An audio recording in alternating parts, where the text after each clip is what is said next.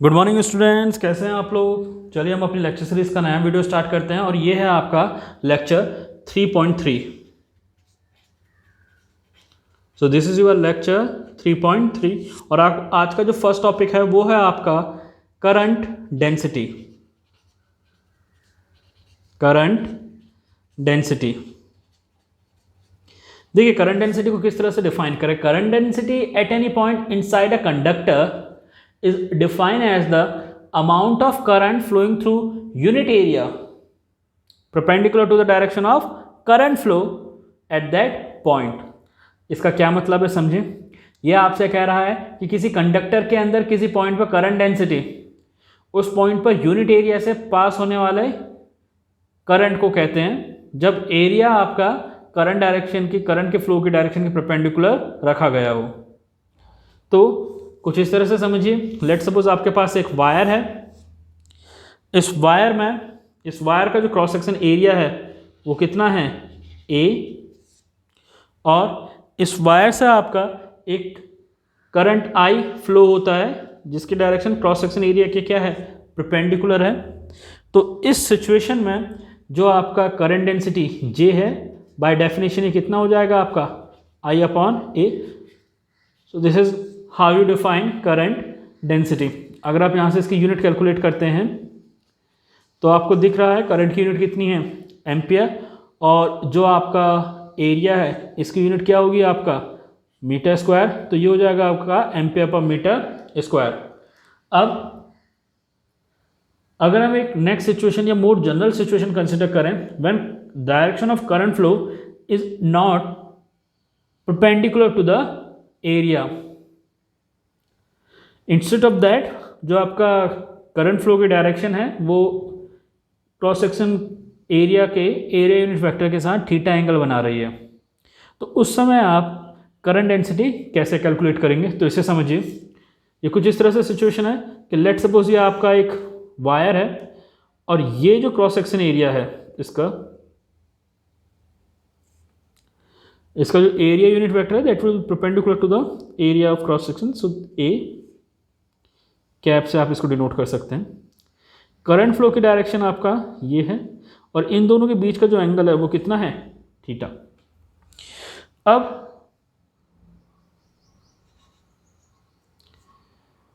इस सिचुएशन में आप करंट डेंसिटी कैलकुलेट नहीं कर सकते क्योंकि करंट डेंसिटी कैलकुलेट करने के लिए एरिया करंट फ्लो की डायरेक्शन का क्या होना चाहिए परपेंडिकुलर। तो आप क्या कीजिए, इस एरिया ए का कंपोनेंट ले लीजिए, कॉस कंपोनेंट ले लीजिए। ये कितना हो जाएगा आपका ए कॉस थीटा, और ये जो कॉस कंपोनेंट है that is perpendicular to the direction of current flow. तो अब आप करंट डेंसिटी कैलकुलेट करेंगे तो ये हो जाएगा आपका J is equal to I/A cos theta.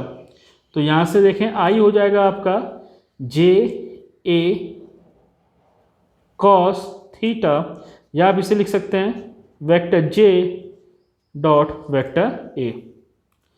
तो ये आपका करंट कैलकुलेट करने के लिए फॉर्मूला है। सो आप लिख सकते हैं I is equal to J cos theta या vector J dot vector A। एक मोर जनरल केस को हम स्टडी करते हैं जब आपका करंट फ्लो की direction cross section area A के परपेंडिकुलर नहीं है और इसके साथ ही करंट भी आपका कांस्टेंट नहीं है। तो इस सिचुएशन में देखिए क्या करें। Let suppose you have a cross section area A और इससे पास होने वाला जो करंट है आपका वो कितना है I। आपने क्या किया, आप इस एरिया का एक बहुत ही स्मॉल पोर्शन, एक infinitesimal small area element DA consider करेंगे। इस DA का जो एरिया यूनिट वेक्टर है DA कैप, वो आपका इस करंट I के साथ थीटा एंगल बना रहा है। हम ये अज्यूम कर सकते हैं कि हमारा जो क्रॉस सेक्शन एरिया DA है वो बहुत छोटा है और इस वजह से इससे पास होने वाला जो करंट I है वो कांस्टेंट है। तो सॉरी, इससे पास होने वाला करंट जो आपका DI है वो कांस्टेंट है। तो इस सिचुएशन में अगर आप DI कैलकुलेट करते हैं तो वो आ जाएगा आपका J डॉट वेक्टर DA। अगर आप आई कैलकुलेट करें तो ये हो जाएगा आपका integration J dot D A. So ये आपका एक और फॉर्मूला है for calculating the current by using current density when your current is not constant and area is not perpendicular to the direction of current flow. तो ये सबसे most general case में आप इस फॉर्मूले की हेल्प से करंट कैलकुलेट कर सकते हैं। आगे बढ़ते हैं। हमारे जो नेक्स्ट टॉपिक है वो है आपका classification of material on the basis of their conductivity और रजिस्टिविटी। देखिए, अगर आप मटेरियल को on the basis of resistivity या कंडक्टिविटी डिवाइड करते हैं तो ये जो मटेरियल है आपका ये 3 पार्ट में कैटेगराइज होते हैं। देखिएगा, जो हमारा टॉपिक है वो है आपका classification of material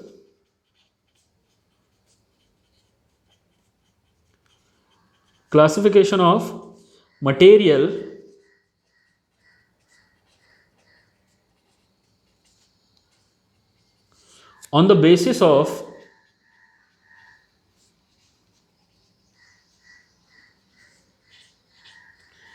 basis of their resistivity।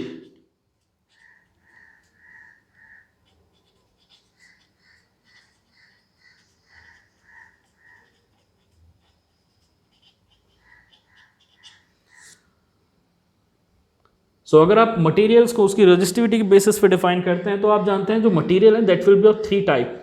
So number 1 is the conductor, number 2 is the insulator,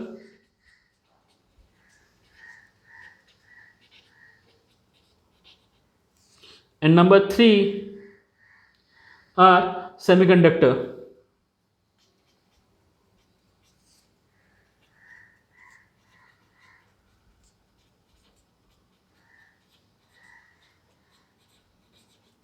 देखिएगा,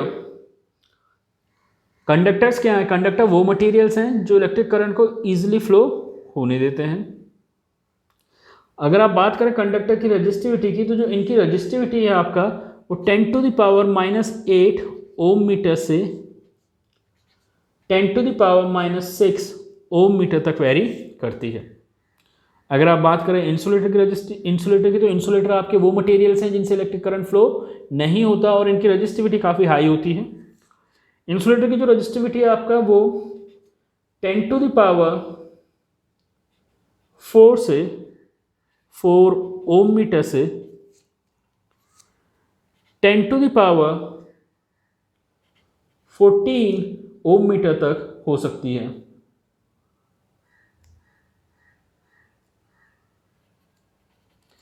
अगर आप बात करते हैं सेमीकंडक्टर की, तो जो सेमीकंडक्टर है इनकी जो रजिस्टिविटी है आपका वो कंडक्टर और इंसुलेटर की रजिस्टिविटी के समवेयर मिड में लाई करती है। यानी इनकी रजिस्टिविटी आपका कंडक्टर से तो ज़्यादा है लेकिन इंसुलेटर से कम है। सेमीकंडक्टर की जो रजिस्टिविटी है आपका वो 10⁻⁻6 ओम मीटर से 10⁻4 ओम मीटर तक लाई करती है। तो ये था आपका classification of material on the basis of their resistivity. तो आपने कहा मटेरियल आपके 3 तरह के होंगे on the basis of their resistivity, conductor, insulator and semiconductor.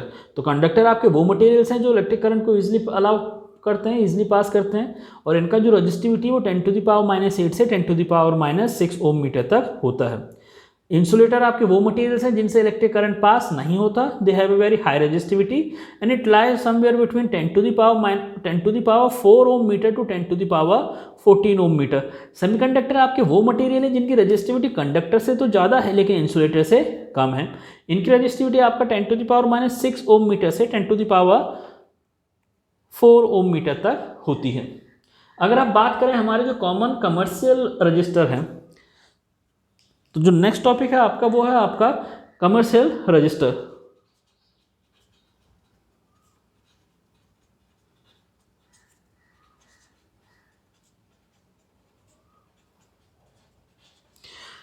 तो अगर आप बात करें आपके कमर्शियल रजिस्टर की, तो ये आपके बेसिकली 2 तरह के होते हैं। एक होता है आपका वायर बाउंड रजिस्टर,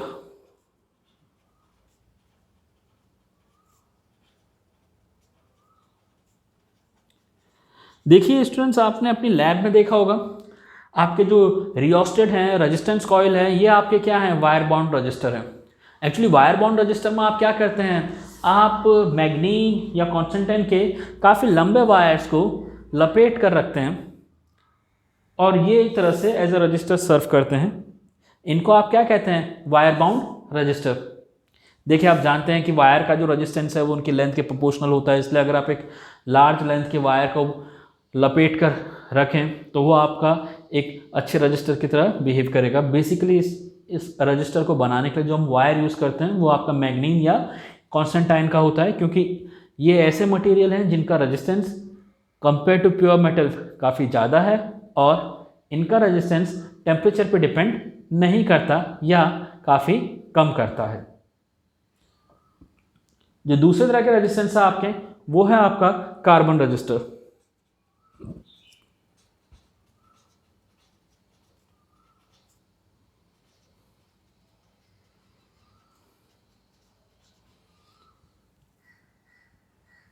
ओके तो जैसा कि डियर स्टूडेंट्स मैंने आपको बताया, जो हमारे रेजिस्टेंस है वो बेसिकली क्या है, आपके दो तरह के हैं। पहला जो था आपका वो क्या था, वायर बाउंड रजिस्टर, जिसका एग्जांपल क्या है आपका रियोस्टेट या रेजिस्टेंस कॉइल, और जो दूसरा है आपका कार्बन रजिस्टर।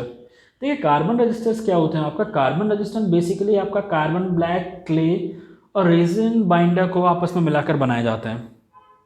इन्हें कंप्रेस करके सिरेमिक या प्लास्टिक जैकेट में इनक्लोज किया जाता है, they are known as a carbon resistor. ठीक है, तो मैं कार्बन रजिस्टर का एक फिगर बना देता हूँ आपके सामने। आपने बेसिकली जो आपके इंटीग्रेटेड सर्किट्स हैं आपके टीवी का या आपके रेडियो के जो सर्किट्स हैं, अगर उनमें कभी नोटिस किया हो तो इस तरह से आपको एक ट्यूब दिखती है और इस ट्यूब में आपके कलरफुल रिंग्स होती हैं। इस तरह से कुछ कलरफुल्स आपका इसमें रिंग्स होंगे।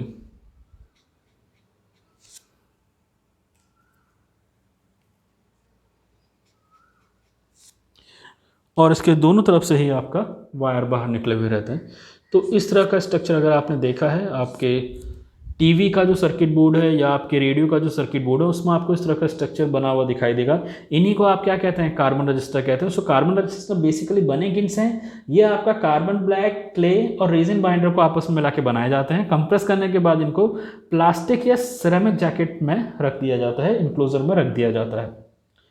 देखिए इनके क्या एडवांटेज हैं, इनका एडवांटेज ये है कि इनकी जो वैल्यू आपको देखिए, इनकी जो मेन एडवांटेज है वो कुछ इस तरह से कि इनकी जो वैल्यू है आपका सेवरल 100 ओम से लेके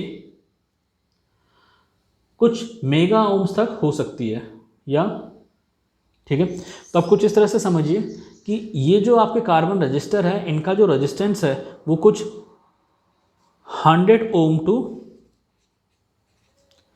10⁶ ओम तक वेरी कर सकता है। ये काफ़ी चीप है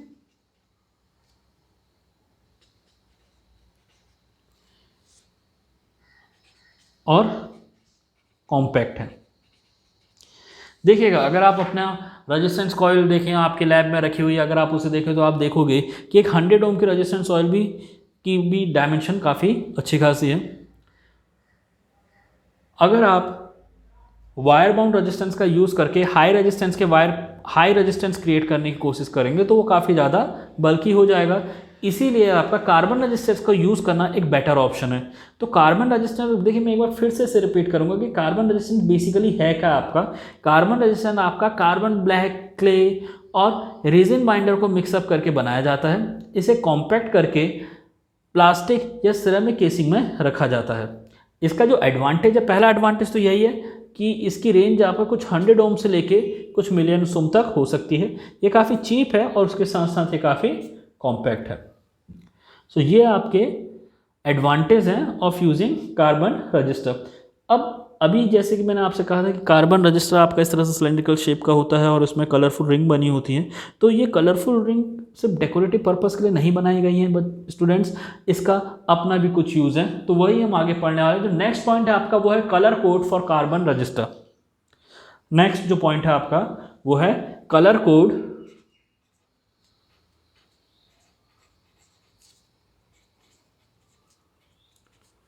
फॉर कार्बन रजिस्टर।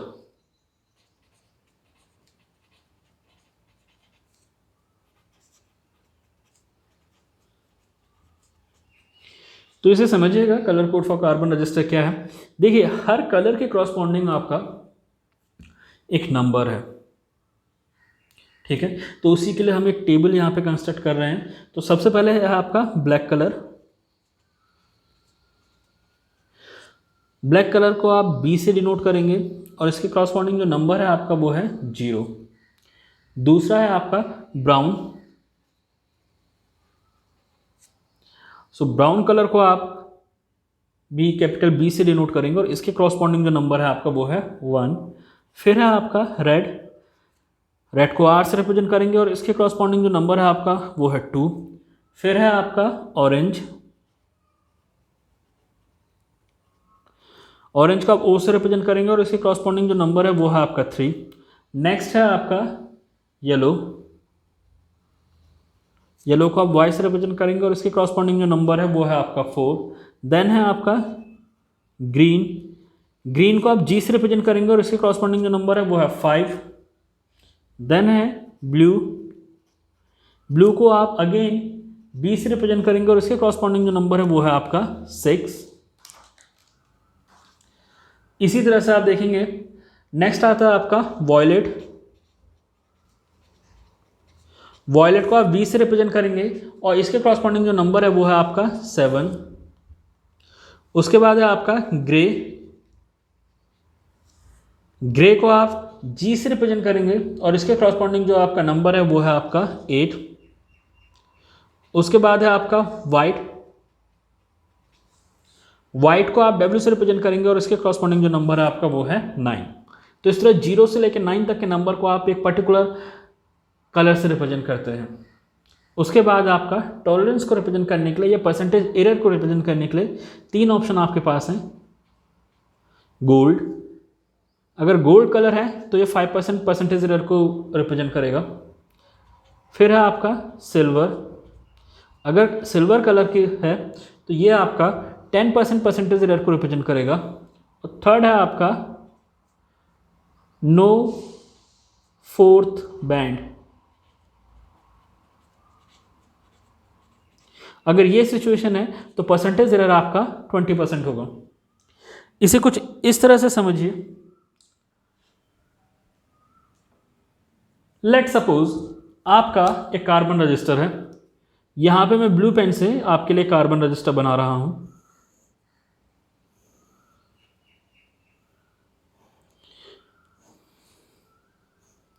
इस कार्बन रजिस्टर पे आपका 4 बैंड बने हुए होते हैं। तो चलिए इसमें 4 बैंड बनाते हैं, या आप कह सकते हैं 4 इस तरह से रिंग बनी होती है। सो हमारी जो फर्स्ट रिंग है वो आपका रेड कलर की है। जो सेकेंड रिंग है वो आपका ब्राउन कलर की है।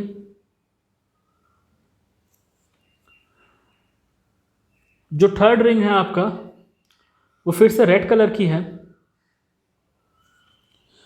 और जो आपका फोर्थ रिंग है वो इस तरह से गोल्डन कलर की है।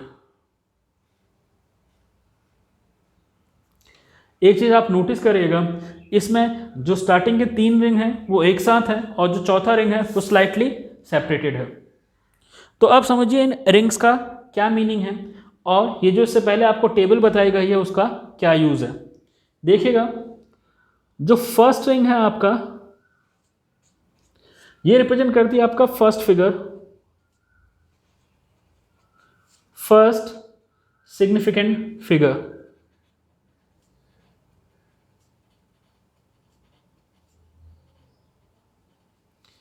जो सेकेंड रिंग है आपका वो रिप्रेजेंट करती है सेकेंड सिग्निफिकेंट फिगर। जो आपका थर्ड रिंग है वो रिप्रेजेंट करती है आपका पावर ऑफ 10।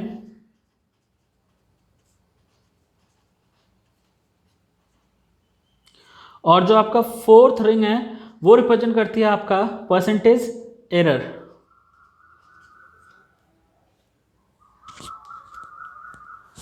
अब देखिएगा, तो अगर आप बात करें इस पर्टिकुलर कार्बन रजिस्टर की जो आपके सामने बनाया गया है, तो इसमें जो सबसे फर्स्ट सिग्निफिकेंट फिगर है, जो फर्स्ट रिंग है आपका, वो रेड कलर की है। अगर आप इस चार्ट में देखें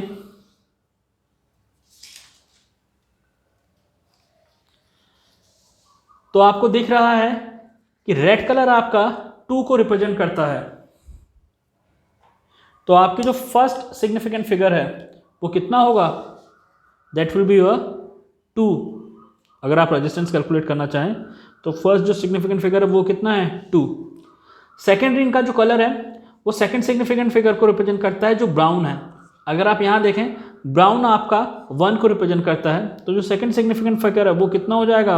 1 इंटू जो आपका थर्ड सिग्निफिकेंट फिगर है वो पावर ऑफ 10, जो थर्ड आपका रिंग है वो पावर ऑफ 10 को रिप्रेजेंट करती है। थर्ड रिंग आपका रेड कलर की है, तो रेड कलर किसको रिप्रेजेंट करता है? 2 को। तो यहाँ कितना हो जाएगा? 10 टू द पावर 2। और जो फोर्थ आपका गोल्डन कलर है वो किसे रिप्रेजेंट करता है? एरर को। तो आप देखें जो एरर है आपका गोल्ड कलर के क्रॉसपॉन्डिंग वो कितनी है? 5%। तो ये हो जाएगा आपका ±5%। तो इसी को आप क्या कहते हैं? Colour code for carbon register.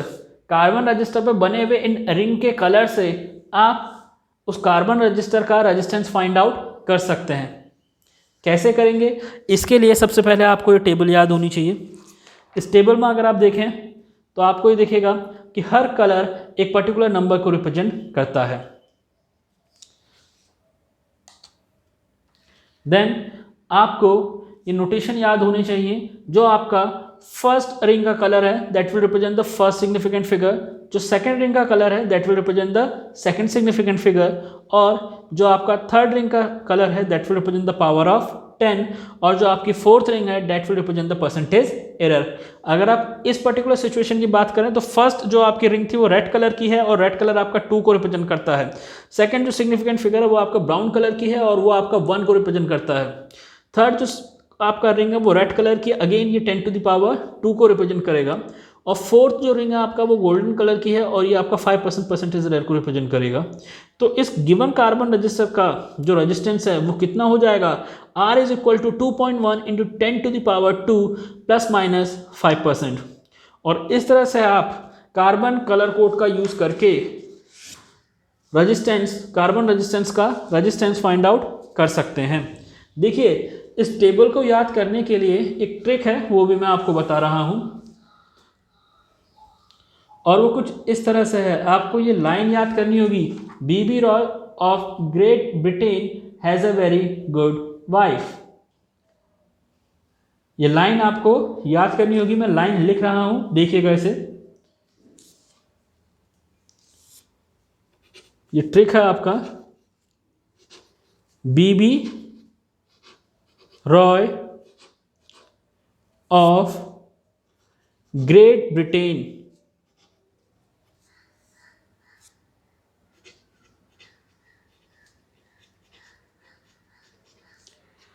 Has a very good wife. देखिएगा इसमें जो फर्स्ट बी है आपका वो ब्लैक को रिप्रेजेंट करता है। Second B stand for brown. ROY में आर जो है आपका that is stand for red. O stand for orange. Y stand for yellow. Off को रहने दीजिए। उसके बाद ग्रेट में जो स्टार्टिंग वर्ड है आपका G that is stand for green. Britain में जो स्टार्टिंग वर्ड है आपका B that is stand for blue.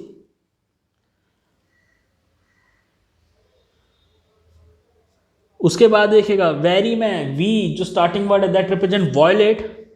Good का जो स्टार्टिंग वर्ड है दैट रिप्रेजेंट ग्रे। और वाइट में जो स्टार्टिंग वर्ड है दैट रिप्रेजेंट वाइट। तो ये आपके टोटल 10 कलर्स हैं जो आपके 0 to 9 10 नंबर्स को रिप्रेजेंट करने में यूज किए जाते हैं। तो उसको याद करने की जो शॉर्ट ट्रिक है वो कुछ इस तरह से, BB Roy Great Britain has a very good wife. एक सेकंड मेथड भी है या एक सेकंड सिस्टम भी है जिसकी हेल्प से आप कार्बन रजिस्टर का रेजिस्टेंस रिप्रेजेंट कर सकते हैं। वो कुछ इस तरह से है, देखिएगा। लेट सपोज मेरे पास एक सिलेंड्रिकल रेजिस्टेंस है, तो यहां पे देखिएगा ये दोनों एंड हैं इसके, यहां पर एक डॉट है। तो देखिए जो बॉडी का कलर है आपका,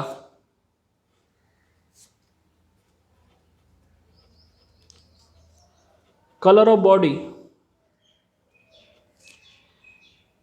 give first significant figure.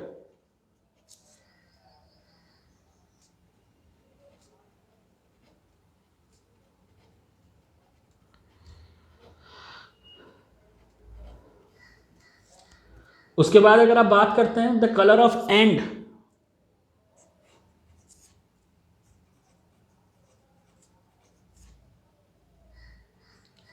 The colour of end give second significant figure.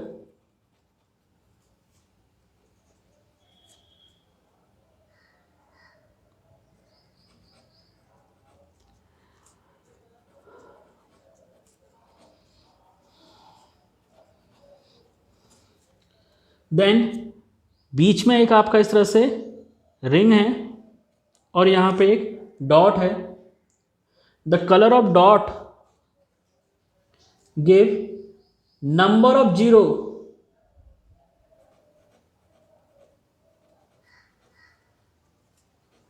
Number of zero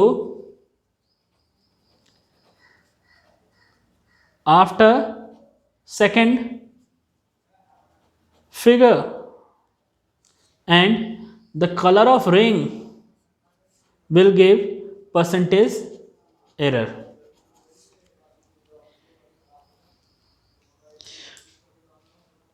तो ये आपका सेकंड सिस्टम है। इसके लिए भी टेबल आपका वही रहेगी जो आपने पहले पढ़े हैं। इस सेकंड सिस्टम का यूज बेसिकली काफ़ी कम किया जाता है। In the most of the situation आप फर्स्ट सिस्टम को ही यूज़ करेंगे। तो स्टूडेंट्स आज के लिए इतना ही, धन्यवाद।